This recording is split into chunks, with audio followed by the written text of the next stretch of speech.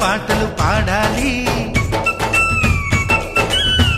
చుట్టాలు పక్కాలొచ్చి కమ్మని విందులు చెయ్యాలి. చూసేటి ఊరు వాడ మనసారా దీవించాలి. నలుగురు కలిసి చేతులు కలిపి మన కలలన్నీ పండించాలి. ఒక చోట